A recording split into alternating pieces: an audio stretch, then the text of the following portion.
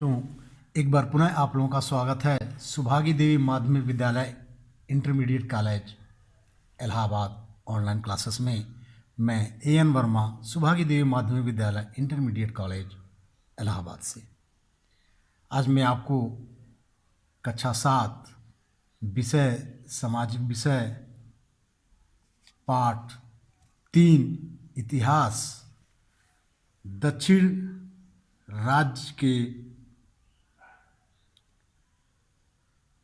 बारे में और 800 ईस्वी से लेकर 1200 ईस्वी तक इस राज्य में क्या हुआ उसके बारे में मैं पढ़ाऊंगा। इससे पहले मैंने इसका पार्ट 1 आप लोगों को पढ़ा चुका हूं। अब मैं पार्ट 1 में मैंने क्या आपको पढ़ाया, प्रायद्वीप के राज्य के बारे में बताया, चोल शासक के बारे में बताया, चोल शासन प्रणाली के बारे में बताया, उनकी समाज में राजा राज दरबार और दरबारियों के अतिरिक्त ब्राह्मणों और व्यक्तियों का भी सम्मान किया जाता था। उनके समाज में जो ब्राह्मण बहुत बड़े विद्वान होते थे उनको राजा से भूमि और ग्राम उपहार में मिलते थे। इसे हम क्या कहते थे? ब्रह्मदेव उपहार कहते थे। उसके अनुसार चोल राज्य के व्यापारी बड़े संपन्न हो गए, जो अपना व्यापार करने लगे। उनका भारत के विभिन्न प्रांतों के अतिरिक्त दक्षिण पूर्वी एशिया और पश्चिमी एशिया के साथ व्यापार चलता था। कुछ व्यापारी मिलकर एक व्यापार मंडल बना लेते थे जिनको हम मणिग्रामम कहते थे। इस प्रकार अब हम आते हैं पार्ट 2 में। मंदिर, चोल शासक राजाओं के ज़माने में किस प्रकार के मंदिर थे उनके बारे में बताया गया है। चोल राजाओं ने अनेक भव्य मंदिर बनवाए। मंदिरों के निर्माण के लिए राजा और धनी व्यक्ति बड़ी उदारता से दान करते थे। यानी राजा और जो उस राज्य में धनी व्यक्ति था वो बहुत ही मंदिरों को दान करते थे। प्रत्येक गांव और नगर में एक मंदिर बनवाया जाता था। यानी हर एक गांव और नगर में एक मंदिर बनवाया जाता था चोल शासक राजकों के समय में। चोल राजाओं के बनवाए हुए राज मंदिर बहुत वैभवशाली तथा भव्य थे।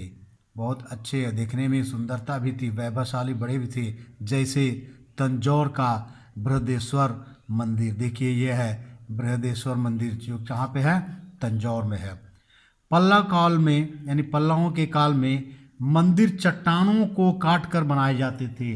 पल्लव के काल में क्या होता है? मंदिरों को चट्टानों को काट के, छीनी हथौड़ी से काट के अलग अलग बढ़िया से आकार डिजाइन करके बनाया जाता था। ऐसे ही मद्रास के निकट महाबलीपुरम में इस प्रकार के मंदिर सबसे अधिक सुंदर हैं। यानी कि महाबलीपुरम जो मद्रास के निकट है वहाँ पे एक मंदिर है जो सबसे सुंदर है।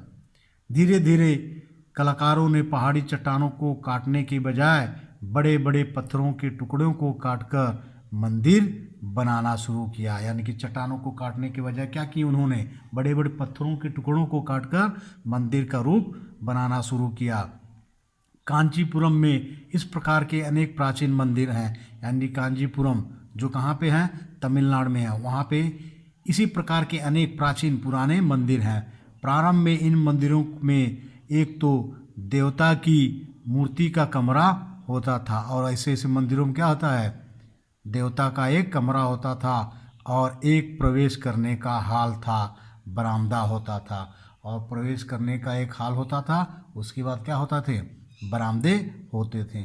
ज्यों ज्यों धार्मिक कर्मकांड बदलने लगे और मंदिरों में अधिक पूजा पाठ और उत्सव होने लगे, त्यों त्यों मंदिर के प्रांगण में अधिक कमरों और हालों का बनाना आवश्यक हो गया। यानी कि कहा गया हर तरह से जैसे जैसे संख्या में वृद्धि हुई, जनसंख्या में वृद्धि हुई, वैसे वैसे उनको हर एक चीज़ों की आवश्यकता पड़ने लगी। अलग अलग पूजा पाठ धर्मकांड शुरू हो गए, इसलिए क्या हो गया? अलग अलग कमरे बनवाना शुरू हो गए और बड़े बड़े हाल को भी बनवाना आवश्यक हो गया। बाद में इस प्रांगण में चारों ओर 4 दीवारें भी बनाई जाने लगी। यानी कि 4 दीवारें चारों तरफ बनाई जाने लगी। मंदिर का प्रवेश द्वार गोपुरम कहलाता था। यानी कि मंदिर का जो प्रवेश द्वार देखिए ये पे है, प्रवेश द्वार क्या है ये गोपुरम इसे हम कहते हैं। इस प्रांगण में बहुत से छोटे छोटे मंदिर भी बनाए जाते थे। ऐसे ही प्रांगण में ये मेन मंदिर हो गया, उसके बाद अलग अलग जगह पे छोटे छोटे मंदिर भी बनवाए जाते थे, जिनमें दूसरे देवता अथवा महात्माओं की मूर्तियां प्रतिष्ठित की जाती थी। यानी कि ऐसे जगह पे दूसरे देवताओं की क्या मूर्तियां रखा जाती थी, और जो बड़े बड़े साधु महात्मा हैं उनकी भी मूर्तियां प्रतिष्ठित की जाती थी, रखा जाता था। इसके अतिरिक्त केंद्रीय मंदिर के ऊपर एक ऊंचा शिखर बनाए जाने लगा। और इसके अतिरिक्त क्या है, केंद्रीय मंदिर के ऊपर एक ऊंचा शिखर, यानी कि देखिए ना, ऊंचा शिखर बनाए जाने लगा। गर्भगृह में देवी या देवताओं की मूर्ति स्थापना की जाने लगी। ये मूर्तियां या तो पत्थर की बनी होती या कांसे की। ऐसी मूर्तियां क्या है, या तो पत्थर की बनाई होती या फिर कांस की बनी होती है। चोल राज्यों के मंदिर सामाजिक कार्यों के केंद्र भी बन गए। उनके मंदिर क्या है, समाज कार्य का भी एक केंद्र बन गया। यहाँ लोग उत्सवों और धार्मिक त्योहारों पर मिलते थे। ऐसा एक जगह था जो उत्सव और धार्मिक कोई त्यौहार रहता था तो लोगों की मुलाकात होती थी। धनवान लोग मंदिरों को धन और बहुमूल्य वस्तुओं की भेंट देते थे, और जो धनवान लोग हैं वह धन और बहुमूल्य वस्तु क्या करते थे, देवी देवताओं को भेंट देते थे या उस मंदिर में भेंट देते थे।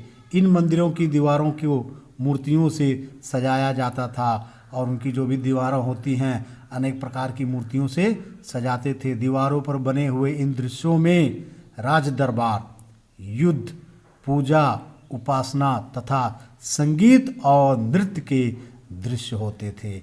ऐसे ऐसे दीवारों पे क्या क्या होते हैं, राज दरबार, युद्ध, पूजा, उपासना तथा संगीत और नृत्य के दृश्य होते थे।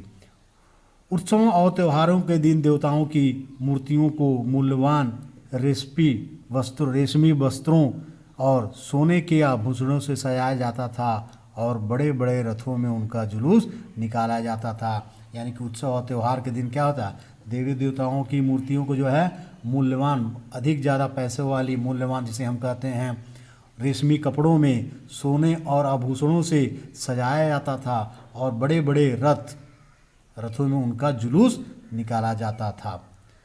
अगला है शिक्षा। उनके समय में शिक्षा क्या है, मंदिर के पुजारी स्थानीय अध्यापक भी होते थे, और मंदिर के पुजारी जो होते हैं वो स्थानीय अध्यापक होते हैं। सुबह शाम मंदिर में रहते थे और बाकी समय शिक्षा देते थे एक दूसरे को, बच्चों को। मंदिर के प्रांगण में ही विद्यालय लगता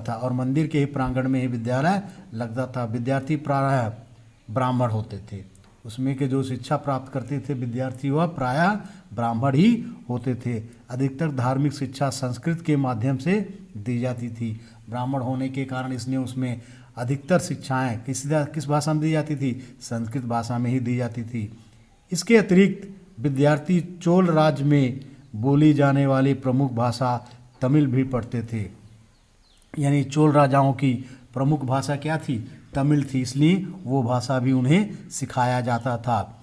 इस काल में प्रसिद्ध कवियों और नाटकारों के द्वारा तमिल भाषा में काव्य ग्रंथों एवं नाटकों की भी रचना की गई। इसी काल में कंबन में रामायण को तमिल में रूपांतरित किया गया था, और इसी भाषा में कंबन में रामायण जो था तमिल भाषा में रूपांतरित किया गया था। तमिल के अतिरिक्त दक्षिण भारत में अन्य भाषाओं का भी प्रयोग होता था। यानी दक्षिण भारत में अन्य भाषाओं का प्रयोग होता था। आंध्र प्रदेश में जन समुदाय द्वारा तेलुगु भाषा का प्रयोग किया जाता था। आंध्र प्रदेश में आज भी तेलुगु भाषा ही बोला जाता था, इसलिए तेलुगु भाषा का प्रयोग किया जाता था। तेलुगु भाषा में ही रामायण और महाभारत की कथाओं को लिखा गया, और तेलुगु भाषा में ही महाभारत और रामायण की कथा भी लिखी गई। महाभारत की कुछ कथाओं को लेकर श्रेष्ठ रचना करने वाले नन्नय्या को आज भी स्मरण किया जाता है। यानी कि महाभारत की कथाओं को लेकर श्रेष्ठ रचना करने वाला तेलुगु में नन्नय्या को आज भी स्मरण याद किया जाता है। आगे चलकर कवि तिक्ना और यरन्ना ने उनकी रचना में अपनी रचनाओं को भी जोड़ दिया। आगे चलकर ये दोनों लोग अपनी रचना उनकी रचनाओं से जोड़ दिया। आधुनिक मैसूर के चारों ओर के क्षेत्र में अधिक संख्या में लोग कन्नड़ भाषा बोलते थे। यानी आधुनिक मैसूर जो कर्नाटक में है, वहाँ के लोग अधिक संख्या में क्या बोलते थे?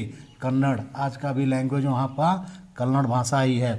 कन्नड़ साहित्य के 3 प्रमुख रचनाकार कवि पंपा, पोन्ना और रन्न 3 रत्न कहे जाते थे। कौन कौन से? पंपा, पोन्ना और रन्न 3 रत्न कहे जाते हैं। धार्मिक उपदेशों का एक दल जिसको लिगायत कहते थे, अपने धार्मिक उपदेश कन्नड़ भाषा में ही उपदेश देते थे। यानी कि वो भी जो भी उपदेश देते थे वह धार्मिक भाषा उनकी जो कन्नड़ थी उसी में अपना उपदेश देते थे। धर्म के बारे में बताया गया है। इस काल में दक्षिण भारत में कुछ लोकप्रिय धार्मिक आंदोलन भी हुए। यानी इसी समय में दक्षिण भारत में कुछ लोकप्रिय धार्मिक आंदोलन भी हुए। इनमें से एक अलवारों और नैनारों की दी गई शिक्षाओं को लेकर चल रहे थे। इस तमिल उपदेशकों ने अपनी कविताएं और भजन संस्कृत के स्थान पर तमिल भाषा में लिखे। और क्या किए? अपनी उपदेशाओं यानी तमिल उपदेशकों ने अपनी कविताएं और भजन संस्कृत के स्थान पर किस पे लिखे? तो अपनी भाषा यानी तमिल भाषा में लिखे। अन्य ने नवीन विचारों का प्रचार आरंभ किया। इनमें से अनेक ने यह उपदेश दिया कि ईश्वर से प्रेम करना और मनुष्य के प्रति अपने हृदय में दया की भावना जागृत करना धर्म है। अनेक लोगों का यही उपदेश था कि ईश्वर से प्रेम करना और मनुष्य के प्रति अपने हृदय में दया की भावना जागृत करना धर्म है। इस काल में अनेक दार्शनिक एवं महात्मा उत्पन्न हुए। इन महात्माओं में शंकर और रामानुज सबसे अधिक प्रसिद्ध थे। शंकर जो 8वीं शताब्दी में हुए थे, केरल के रहने वाले थे। उनका दर्शन अद्वैत सिद्धांत कहलाता था, जिसका अर्थ है विश्व में केवल एक सत्ता है। तो प्यारे बच्चों, आशा करता हूँ कि वीडियो आप लोग अच्छी तरह समझ गए होंगे। अगले दिन एक नई वीडियो के साथ हम फिर उपस्थित होंगे। तब तक के लिए धन्यवाद।